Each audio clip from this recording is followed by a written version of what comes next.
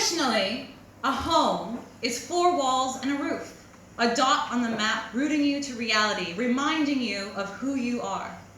Placing my hands on these walls, I can feel the heartbeat of my home, layering footprints upon footprints of generations on smooth floorboards. Smelling apple and maple, crispness surging through my lungs, urging me to dance and play like I did as a child.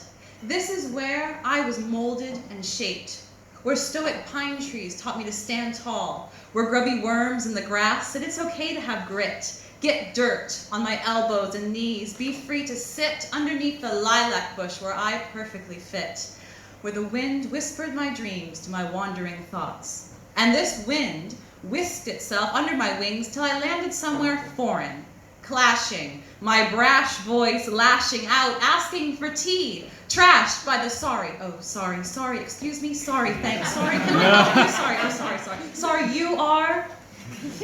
My only respite was the whisper of the wind in my ear. Once again, I was molded and shaped in this foreign land, where buses and motorbikes taught me to watch my step, where the tube jostled me to make a move, to get in the groove, keep calm, and, oh wait, was that my stop? Carry on.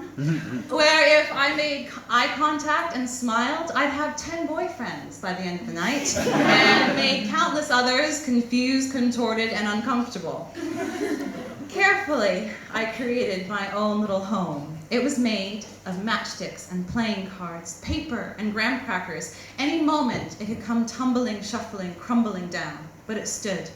It stood through the heartaches, the not fitting in, the jittery unknowns, the absence of hugs, of touch, of my mother's perfume.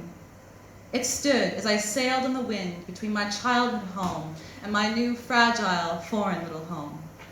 That journey in between the two was a rough ripping and tough tugging and hot heaving in my gut.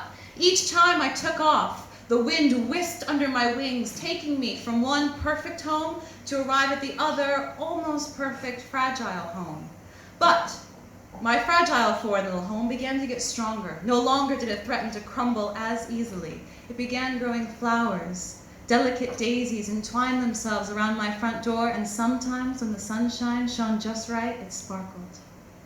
I became a swashbuckler of my own right, seeking, searching, yearning for the next adventure, glassy, diamond-shaped skyscrapers piercing the ancient statuesque stones of years ago, the world a tapestry at my fingertips, colorful threads guiding my senses to each new discovery. Standing between heavy concrete and steel, yet still able to see the sky and breathe. Walking on pavement, honking, fumes swirling. 10 minutes later, walking on mossy mud, birds chirping, leaves swirling, a balance of man-made marvels and Mother Nature herself. Networks of smiling faces I began to grow fond of, hands reaching out, holding, grasping, reassuring everything would be all right, and held in their embrace, I was at home. No longer my fragile home, purely my home. And I never desired to abandon this home. Too much attention and love had it been given to just leave it behind. There were heartbeats in these walls too. So I fought and I fought to keep my foreign home until it was truly mine. But now, when I think of home, alarm bells chatter inside my head, my gut heaves, my chest goes tight. How do I define home? I need somewhere to root my feet, to place my heart, but where does my heart belong? It tugs and tugs, pulling apart like long strands of bubble gum, sticky strings of saltwater taffy stretching from one side of the ocean to the other. I am loved in both places, and I wish I could be in both places at once. I have to choose which roof I live under, and the minute I'm under one, I'm aching for the other.